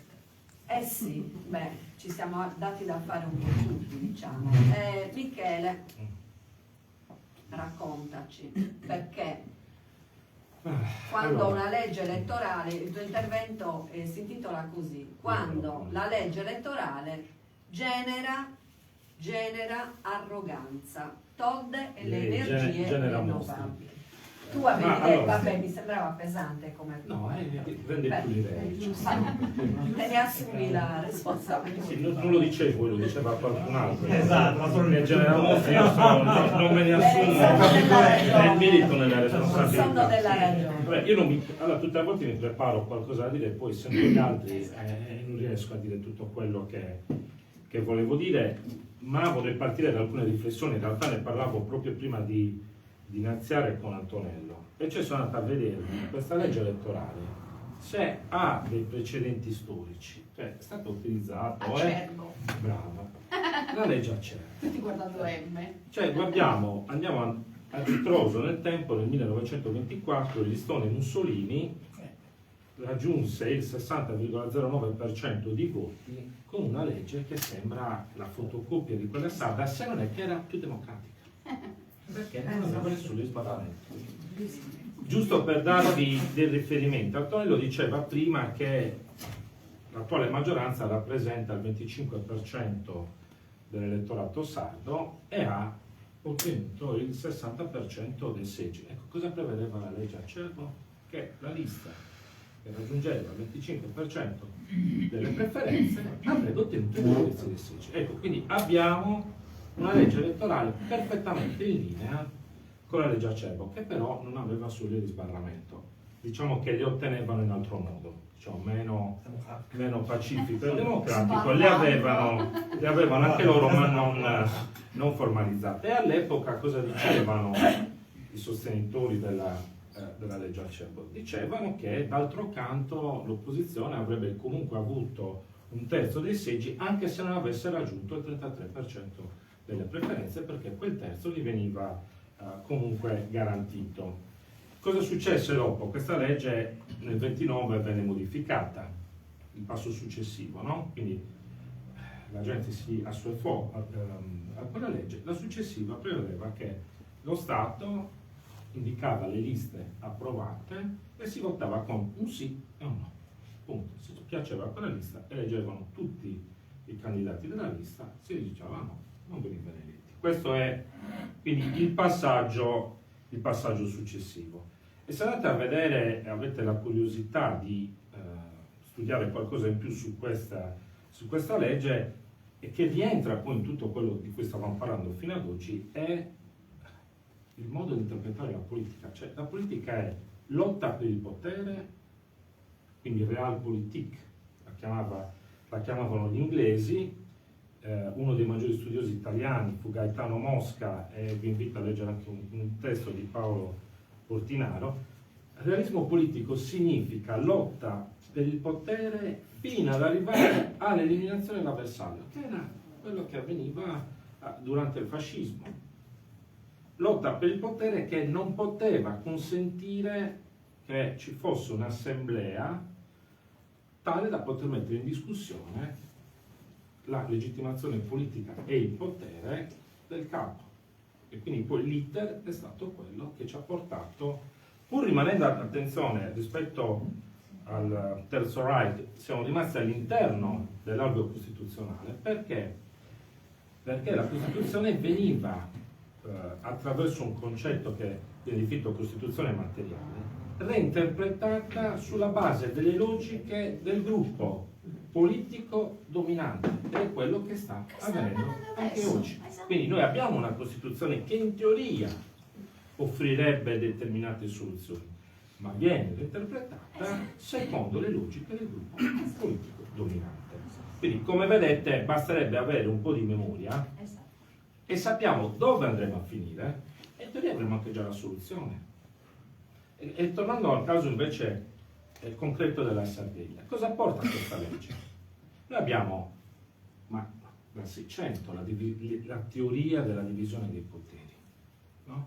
Per cui il potere legislativo non può dipendere dal potere esecutivo, altrimenti c'è un cortocircuito. Non servono dei costituzionalisti per capirlo, servono dei costituzionalisti per violare questo principio. Cioè, come facciamo noi a mantenere la parvenza di un sistema democratico con la divisione dei poteri senza averlo? Eccolo qua, lo strumento. Lo strumento è la legge elettorale, però sulla base dell'interpretazione della politica come lotta per il potere, non per la rappresentanza. Pura e semplice lotta per il potere, ed è quello che assistiamo. Motivo per cui nel momento in cui una presidente minaccia le dimissioni, se un consigliere vota quella legge, tutti ritornano sui propri passi, perché è semplicemente lotta per il potere. Facciamo un passo indietro, ma come siamo arrivati fino a questo punto? Perché siamo partiti dal 24, ma c'è stato qualcosa nel frattempo. Beh, ascoltate, io sono sassarese, ce l'avevo come professore questa persona, Mario Segni. Cioè, noi dagli anni 90 in poi abbiamo eliminato, Danilo lo anticipava, il corpo intermedio che era la chiave della democrazia, perché il partito non era il demone della democrazia, al netto, come dire, delle varie vicissitudini di qualche partito, però il partito aveva un ruolo democratico all'interno della società. Cioè, oggi questa legge elettorale garantisce le minoranze, c'è la maggior minoranza al governo in Sardegna, E perché c'è la maggior minoranza al governo in Sardegna? Perché la maggioranza non va a votare. Perché non va a votare? E quindi ritorniamo a quello che vi dicevo prima. Cioè c'è stata una demonizzazione dell'elemento, di quel corpo intermedio che portava il cittadino al voto. Lo portava, io poi non sono d'accordo col maggioritario, perché il maggioritario risponde alla logica della lotta per il potere, che in un mondo anglosassone magari può anche funzionare, non lo so, ma se noi coniughiamo, e l'abbiamo visto, la lotta per il potere in un sistema come il nostro, crea un problema, lo stiamo vivendo. E qui però dobbiamo essere anche un po' critici con noi stessi. Giovanna dice di essere cattiva, ma in realtà non lo è abbastanza, perché forse noi questa legge ce la meritiamo. E adesso sono critico con tutti, anche con me stesso, metto in mezzo. Ma è possibile che su un tema che dovrebbe essere, come dire, unitario, un tema che dovrebbe creare condivisione all'interno della società sarda, esistano contemporaneamente, io non ho preso il conto delle proposte, se mi date tempo ne tiro fuori una anche io, così posso dire di averne una anch'io. E beh, c'è un problema però, e allora dobbiamo dirci, ma quel 50% di sardi non va a votare solo perché non gli piace la legge elettorale, o la crisi della rappresentanza nasce a monte dal fatto che l'offerta è piatta? Cioè, io quando vado a vedere il centrodestra e il centrosinistra, togliamo la parte dei diritti civili, togliamola in parte perché poi sono quasi piatti anche su quello ormai, perché fa moda e fa comodo anche all'altra parte dire qualcosa, ok? Al netto di quello, qual è la differenza? Guardate, io stavo riflettendo, dirò una cosa impopolare, ma io leggevo Francesco Casula, di cui lo stima, e facevo un appello per andare a firmare una delle varie proposte di legge elettorali, richiamando la Platobello 24. Ma io ho detto, ma se noi avessimo il potere di chiamare a raccolta quelle 211.000 firme, io di questa legge non me ne fotte un cavolo. Perché se ho quei 211.000 voti, rado al suolo quel sistema se entro là dentro. Perché anzi è talmente antidemocratica che se riesco a entrare, li faccio fuori questi del PD, tutta quella manica di partiti italiani. Quindi magari avessi quei voti per entrare là dentro con questa legge elettorale, avrei il 60% dei seggi e li sbatterei tutti fuori. È ovvio che è un'ipotesi irrealistica, però noi dobbiamo riflettere quindi su qual è il problema originario. Cioè, se noi pensiamo che modificando la legge elettorale abbiamo risolto il problema della politica in Sardegna, ci stiamo tirando la testa per l'ennesima volta contro il muro. Perché o cambiamo proprio l'approccio, cioè oggi c'era una manifestazione contro le scuole nucleari. Ecco, cazzo, ma possiamo essere uniti almeno anche su questo? O dobbiamo ciascuno avere una posizione uguale, ma allo stesso tempo opposta perché l'hai detto tu? E siccome l'hai detto tu, no, io vado dall'altra parte. Cioè noi siamo arrivati a questo punto, poi ho guardato tutte le varie proposte, dicono tutte la stessa cosa. Porca miseria, ma com'è possibile che se c'è scritto un nome fai promotore, allora l'altro che ce l'ha uguale, no, la tua non va bene, e disperdiamo le risorse in 1000 rivoli che vanno però tutti a mare. Non saranno mai fiume perché sono rivoletti che vanno ognuno per la propria strada, stessa direzione. Potrebbero essere un'onda che travolge, un'ondata, invece rimangono rivoli che si disperdono. E quindi è ovvio che in questo contesto un personaggio qualsiasi come questa Presidente, che è figlia di questo sistema, di questo modo di leggere la politica, può dire, non essendoci più una divisione di poteri, a lei scappano queste cose, perché pur non avendole studiate le metabolizza. E quindi arriva a dire, il legislatore sono io. Comando io. Perché? Perché nella sua ottica è così. Perché lo vive questo, non perché l'ha studiato, lo vive. Le leggi le fa lì davvero. Adesso vi racconto un aneddoto che, non per dire, non voglio sembrare qualunquista o populista o banale, ma ve la devo raccontare questa scena, non per dirvi che sono cattivi, ma perché loro stessi non ci credono nel loro ruolo. Quando stavano votando i soldi che si spartivano, si stavano spartendo soldi, non stavano facendo altro. Io ero lì e li guardavo, si stavano facendo i cazzi loro, ma spartendosi i soldi. E Piero Comandini chiamava il voto. Io sentivo parlare solo Piero Comandini, nessuno alzava la testa, nessuno alzava la mano e diceva approvato. Ma che cazzo? Cioè, me li guardavo e dicevo, ma qualcuno, ci sarà qualche strumento di votazione elettronica che io non vedo? Guardavo, no, non muovevano manco le dita. Sarà sul cellulare questo voto, perché da qualche parte ho detto non è possibile. A un certo punto, quando ho capito che non stavano votando, ma il voto era già deciso, cioè quell'assemblea è un simulacro, non esistono più queste assemblee. Sulle scuole nucleari il governo si è preparato un disegno di legge delega per farsi delegare dal Parlamento italiano a decidere su cosa, su dove mettere le scuole e le centrali nucleari. Quindi si preparano la legge, gliela fanno votare e il sistema è uguale al 24. Sapete come hanno approvato la legge elettorale al Cerbo? Voto di fiducia. Certo. Stesso strumento che utilizzano oggi, cioè non è cambiato niente e noi stiamo andando contro un muro in questo modo. Perché? Perché le risorse sono tutte 1000 rivoli, tutte per i fatti propri. Ritornando a questa alla Presidente Todde, Presidente pro tempore, facente funzioni. Presidente facente funzioni. Allora, scusate, io posso anche essere dell'opinione che la legge sia ingiusta, però tu rappresenti un'istituzione, rappresenti il potere esecutivo, non quello legislativo, e beh c'è tutto il consiglio adoperato, tutto, non sto parlando della maggioranza, parlo dell'opposizione, che si adoperano per salvarla, tutti. Corte Costituzionale, andiamo al Tribunale Ordinario, tutti che cercano di salvate la Presidente Todde, no? È ovvio che questo sistema elettorale porta a una staticità del sistema, perché nessuno ha interesse a modificare lo status quo. Nell'alternanza, cioè l'opposizione gli va bene questo, perché poi l'anno dopo ci sono loro.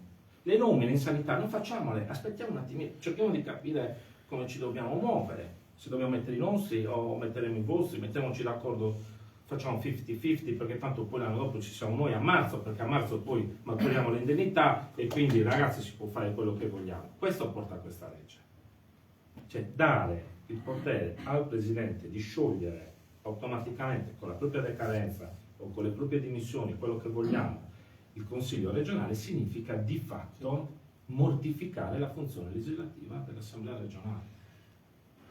E allora noi dobbiamo decidere se il nostro obiettivo è cambiare lo stato di cose, allora forse dobbiamo fare tutti un passo indietro su tutte le proposte che ci sono e farne 3 in avanti. Cioè fare un passo indietro non significa, come dire, cospargersi il capo di cenere o dichiarare fallimento. Significa riconoscere che il bene che noi vogliamo perseguire è lo stesso e per noi ha priorità su tutto il resto. Se noi non riusciamo a riconoscere che quella battaglia ha priorità sul mio orgoglio, sul mio ego, sul fatto che io mi autocandidi su qualsiasi cosa, diventi presidente di comitati, partiti, tutto quello che volete, se non riusciamo a riconoscere questo, la partita è già persa. C'è anche, e chiudo, scusa Lidia, perché poi io anche mi incazzo, cerco di rimanere più moderato. Ma quindi il problema fondamentale è a monte. Cioè, o cambiamo l'approccio. Io non posso modificare un sistema cercando di farne parte e di osservare le regole di quel sistema, perché altrimenti una volta là dentro è punta a capo. Cioè, provocatoriamente, se riducendo le soglie eleggiamo solo uno delle persone, magari dà spazio, dà visibilità a delle istanze, ma ha la forza politica di cambiare qualcosa, difficile. Perché per farlo bisogna avere la credibilità di chi ti vota, a prescindere.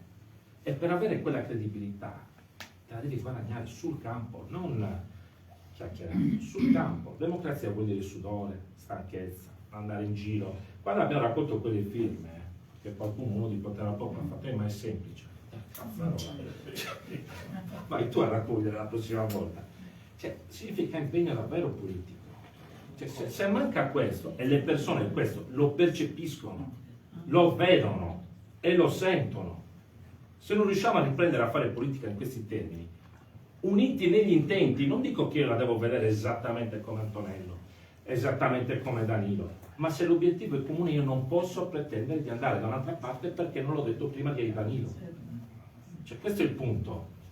E noi siamo a questo punto per questo motivo, tutto qui. Quindi dico e concludo che noi questa legge ce la meritiamo tutta, fino in fondo. Fin tanto che non cambieremo modo di porci e non cambieremo modo di fare politica. Quindi, grazie. Voglio dire una cosa, lo dico davanti all'antropologo Bandino. Sì. Lo stato di subalternità pluridecennale che noi viviamo ci porta a delle reazioni come quelle che ha appena descritto Michele. Noi avremmo un obiettivo in comune e avremmo anche un nemico comune, ma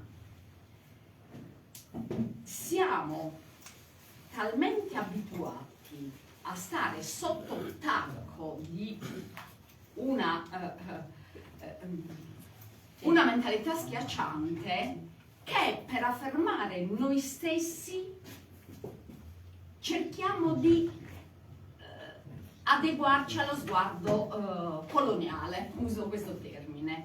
Quindi se l'obiettivo è cambiare la legge elettorale, non possiamo condividerlo, perché saremmo sempre subalterni. Io invece ti schiaccio, così salgo sulla tua schiena, mi vedono di più, ed è quello il nostro problema. Se noi non andiamo ad analizzare questo, è un casino davvero. Va bene. Allora, ci avviamo alla conclusione. Io prima di passare la parola al Presidente di Autonomia Ambiente, Roberto Visentin, oppure possiamo anche, perché vorrei che intervenisse il professor Bandino, che raccogliesse, professore, le riflessioni stimolate in questo convegno. E quindi come facciamo, Presidente? Vuole intervenire lei e poi apriamo un dibattito o avete voglia di scattare via? Lasciamo un po' un attimo la porta aperta così cambiamo un po' l'aria. Prego, Presidente, intervenga, poi se c'è qualcuno che si vuole preparare una domanda io direi che mezz'oretta la possiamo anche dedicare a un dibattito e poi andiamo in chiusura. Prego, Presidente Visentin. Roberto Visentin è Presidente di Autonomia Ambiente nonché Vicepresidente di EFA, European Free Alliance, che è il nostro partito europeo di riferimento. Prego. Sono ospite, quindi sarò brevissimo, anche perché l'intervento della Casa Grande mi hanno tolto la rabbia che di solito uso quindi il rischio di sembrare un buon democristiano in qualsiasi cosa che dica, no? E quindi sono rimasto un po' spiazzato da questo. Però obiettivamente io non è che abbia delle soluzioni o delle cose da insegnare, niente, non c'è nessun problema, le ho vissute anch'io nel mio territorio e ognuno di noi le vive nel nostro territorio. Però c'è una cosa chiara, che la democrazia attualmente è in pericolo anche perché sono stati distrutti i partiti e quindi sono stati distrutti tutti i filtri di rapporto con il territorio e con il gruppo. Non c'è più l'abitudine a ragionare in termini di gruppo, c'è l'abitudine a ragionare in termini personali. E allora le prime donne, un riferimento è puramente casuale? Ecco, vuol dire anche primi uomini, insomma, ma comunque questi spiriti di protagonismo chiaramente non contribuiscono a ricreare questo rapporto con il territorio, questo rapporto con le persone che una volta era rappresentato dai partiti e dai sindacati, non c'è più. Una volta l'economia si preoccupava di corrompere i funzionari o i partiti o i personaggi politici eletti. Poi c'è stato un periodo di transizione ed ora partecipa direttamente, si fa eleggere direttamente, quindi il popolo conta sempre meno e la mentalità e la capacità di fare gruppo è stata quasi abolita. Quindi quello che diceva prima Giuda, sì, certo, è colpa vostra. È colpa nostra in ogni dei nostri territori, cioè se ognuno di noi invece, adopero una parola che diciamo me l'ha suggerita la Lidia, ma generosità, ovvero se ognuno di noi lavora per il proprio interesse o per la propria visibilità, non andremo da nessuna parte. Se ognuno di noi lavora per avere la possibilità di contribuire a un cambiamento reale, beh, allora le cose possono cambiare. Possiamo ricreare questo rapporto che è stato distrutto, perché l'economia è entrata da padrona nella gestione del potere, i partiti non hanno più quel ruolo storico e le assemblee, le discussioni non avvengono più. Cioè gli ordini arrivano, non passano neppure per una discussione nelle sezioni, cioè esistono ancora le sezioni? Io vedo che le sezioni di qualsiasi partito non esistono più. Io mi ricordo i tempi dove un partito aveva nella mia regione 70 sedi, attualmente ne ha 2. No? E non è che abbia calato di molto i consensi, però obiettivamente fare democrazia è un sacrificio perché la democrazia, come giustamente diceva prima, è lavoro, fatica, sudore e diciamo tempo dedicato all'impegno collettivo. Quindi io vi posso solo augurare di riuscire a fare questa operazione, ma questa operazione richiede l'eliminazione delle primogeniture, la ricerca di una proposta comune, non perché è diversa da un'altra, ma di una proposta comune perché è l'unico modo per riuscire a poter dialogare, poter confrontarci. È chiaro che il coinvolgimento delle forze politiche attuali è necessario e indispensabile. Dopodiché, questo è il piano A, poi esiste anche un piano B, e questo è un po' di cattiveria mia, no? E quindi sì, devo rifarmi un poco. Le leggi elettorali si possono sconfiggere, cambiare o anche adoperare. Allora la capacità sta sì in questo tentativo, ma sta anche nell'accettare che se non si può e non si riesce a cambiare, riuscire a fare un ragionamento su come adoperare al meglio la legge schifosa esistente. Mi fermo qui perché il riferimento era puramente voluto. Sintetico è chiaro, diciamo che anche questa è realpolitik, insomma, se le cose, se la legge non si riesce a cambiare. Non essendo io un Le cose sono due, o riusciamo a costituire un fronte comune oppure alle prossime elezioni regionali ce ne stiamo a casa tutti quanti, almeno questo è il mio pensiero personale, ovviamente. C'è qualcuno che vuole intervenire? Professor Bandino, io non ho la capacità di fare sintesi, però porrei una domanda che mi inquieta da tempo. Noi sardi siamo imbattibili nel fare l'analisi, mettere un problema al centro e problematizzarlo a sua volta questo problema. Quando siamo chiamati a tradurlo in un'azione pragmatica, operativa, lì purtroppo gli dei non ci hanno concesso i loro favori. A Casagrande poco fa ha citato i classici, Bandino, Omero, Platone, Dante e Bandino, pochi stanno nelle dita di una mano, per dire che cosa? Per dire che i classici hanno il diritto di citare i loro libri.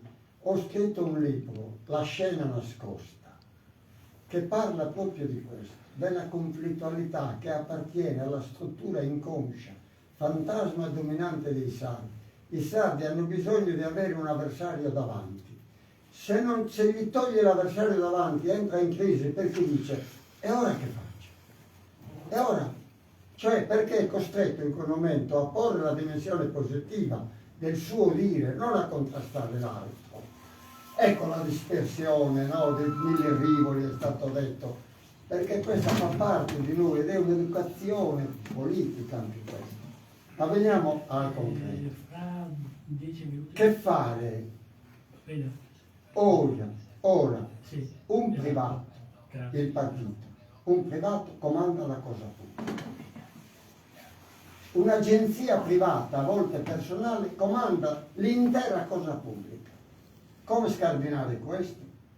È difficile scardinarla, perché l'altra domanda è: sì, vabbè, ma insomma, oltre ai partiti cosa vuoi fare? Purtroppo i partiti non hanno più legittimazione costituzionale, perché sono piccoli gruppi privati dominanti che fanno i loro giochi. Però meglio di così, altra alternativa qual è? Io vorrei sapere da questa riunione qual è l'alternativa concreta che possiamo porre Perché è inutile che andiamo per tutta la Sardegna a dire cambiamo questo perché non va, lo sanno tutti i sardi, non devi convincere nessuno, siamo tutti convinti. Però non abbiamo la dimensione positiva, ancora una volta, ci manca il pragmatismo concreto, cioè che cosa proponiamo?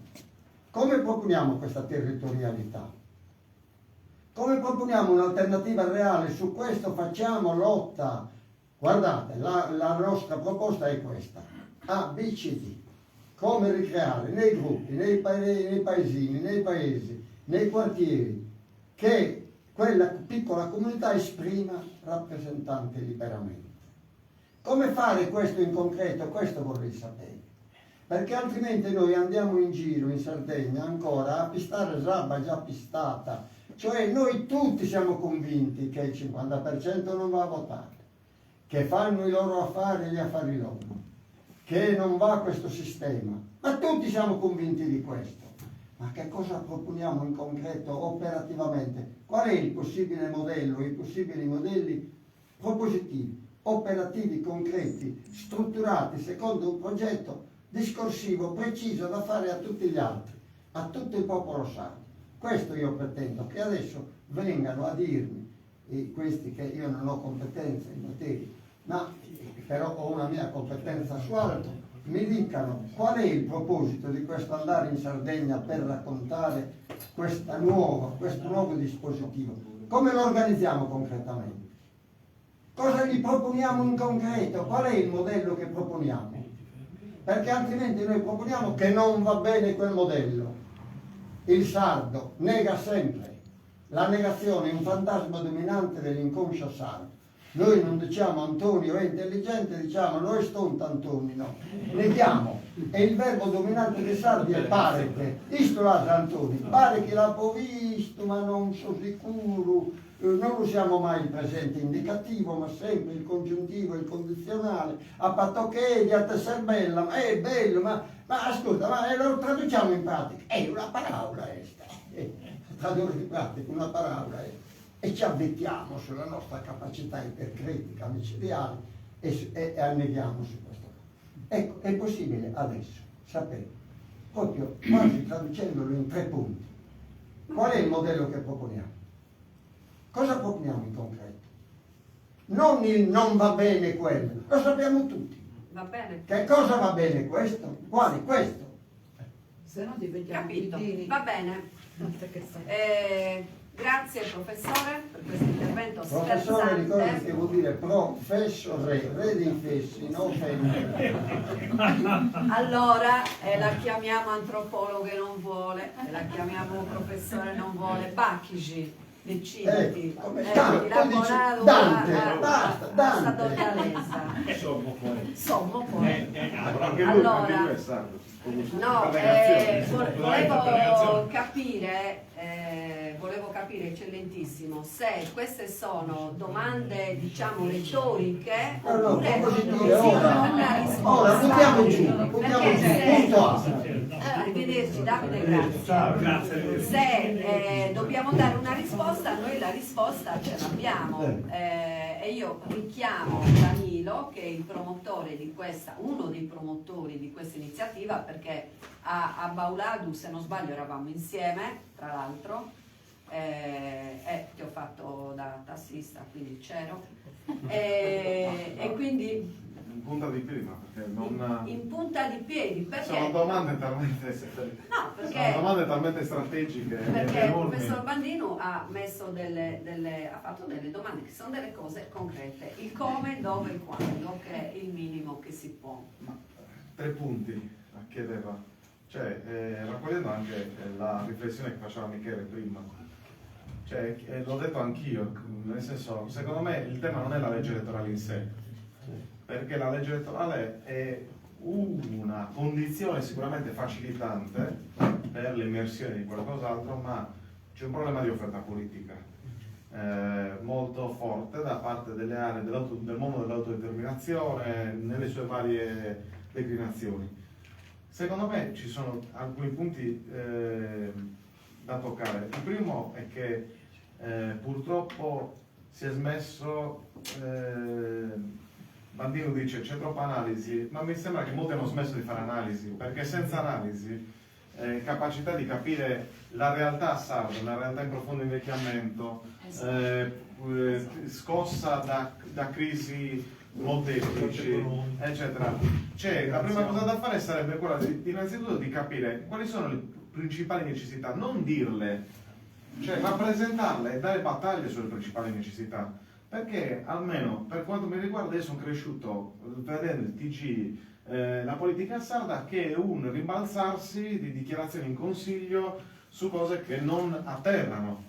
Cioè nei contesti in giro per l'Europa dove movimenti come dire, che forse in qualche misura sui quali possiamo definirli sorelle, fratelli, hanno una forte piattaforma sociale. Cioè c'è un problema di affitti, c'è un problema di lavoro povero, c'è un problema, cioè tu devi dire le cose chiaramente, e siccome abbiamo bisogno di un nemico, bisogna nominare i nemici, bisogna essere, e invece siamo molto bravi a sempre ricucire, avere questo approccio, no? Uno, questo. Due, rispetto anche alla sollecitazione di Michele, è vero, lunedì ci sarà anche un'altra presentazione di legge elettorale e ci saremo di nuovo entrambi in questa questo almeno per quanto io parlo per me, ma penso che anche per altre persone qua presenti, cioè il fatto di lanciare questo percorso di confronto io non lo considero come l'ennesima proposta, cioè è una proposta di disarmo questa. È chiaro che c'è sempre la diffidenza, perché magari è lanciata da una parte che magari è un po' cospicua, ma comunque una parte, no? Ma non c'è il Papa qui in Sardegna, non esiste il Papa, quindi c'è un Papa che metta d'accordo tutti, intendo. Cioè, quindi io penso che questa proposta di disarmo, per vedersi, quindi discutere sulla legge elettorale, tornando sulla legge elettorale, perché non è l'ennesima proposta in campo, e bisogna dirlo tanto questo, e mi viene da dire che purtroppo sarebbe potuto evitare diverse proposte in campo se ci fosse stato un pieno accoglimento del dire discutiamo tutti assieme. Poi perché dico questo? Perché per quanto mi riguarda, ribadisco, è un primo strumento quello che stiamo mettendo in campo, cioè questo del percorso assembleare, aperto, trasversale, vogliamoci bene, no? Ma chi dice che non ci saranno, che c'è una tensione maggiore da costruire dopo con altri strumenti che magari si stanno utilizzando in questo momento?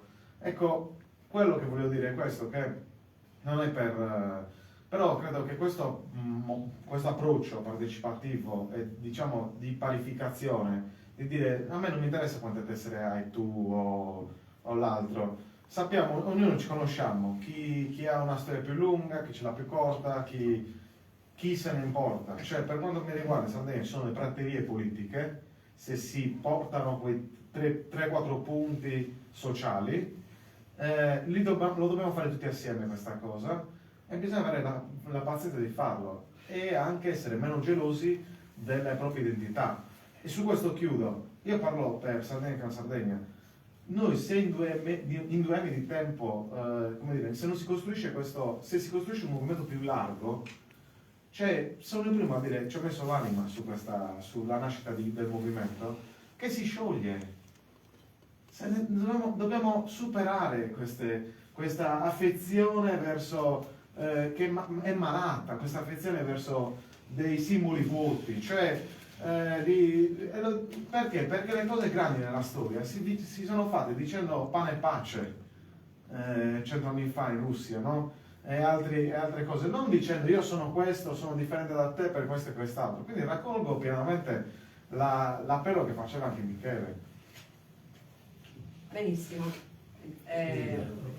Posso aggiungere? Sì, assolutamente, e poi no, allora io però volevo, misura. siccome tanto io non rappresento nessuno, quindi posso dire quello che mi pare, volevo interpretare poi in maniera ancora più, come dire, incisiva o concreta quello che diceva il professor Bandini, cioè sul fare, io ho detto facciamo un passo indietro, facciamone 2 in avanti.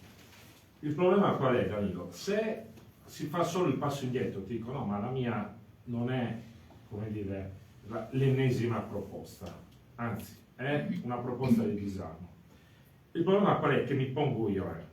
Facciamo il passo successivo, cioè chiunque sia, che sia Danilo, che sia Fernando Codonesu per la scuola, come si chiama, Francesco Cocco, che sia Lucia Pessa, ci può essere uno che chiami l'altro e dica oh, stiamo proponendo la stessa cosa, ma ci possiamo, ne parliamo che è la stessa cosa, tu stai raccogliendo le firme su una cosa per cui io ho fatto un appello, Codonesu ha un'altra proposta, cioè fammela leggere, io l'ho letta, ma cambiano le parole, ma è la stessa cosa. E allora riusciamo a fare i passi in avanti, cioè dire stiamo andando nella stessa direzione, decidiamo il metodo, poi per carità una proposta può essere anche nata col metodo sbagliato, ma se riprendiamo a fare il processo a quello che è stato, rimaniamo sempre fermi al punto di partenza. E allora, se superiamo, ipotizziamo l'errore di metodo, perché io obiettivamente posso dire la forma partecipativa, condivisiva, era la strada maestra, ma c'è qualcuno che non ha seguito. E allora, prendiamone atto. Cosa facciamo? Senti, tu hai queste due proposte, vediamocela al tavolo, tu hai quest'altra, stai raccogliendo le firme, quante ne hai raccolte? 3.000, vediamo un attimino. E da lì si crea un percorso condiviso a prescindere da come sono nati gli altri due. Altrimenti, come diceva il professor Bandino, si appunta a capo che ognuno va per la cosa, cioè come lei nel libro, il professore la chiama Simbilia, non ha che tue e non ha cogeo, e sono tutti felici. Siccome non lo faccio io, non lo devi fare neanche tu, e siamo tutti a capo. Quindi la mia proposta è, Danilo, cazzo, chiamala anche Fernando Codonesu, lo vediamo. Posso aggiungere sì. l'idea? Posso aggiungere Allora, già capito. facciamo così, Concludi concludiamo la riunione. Grazie.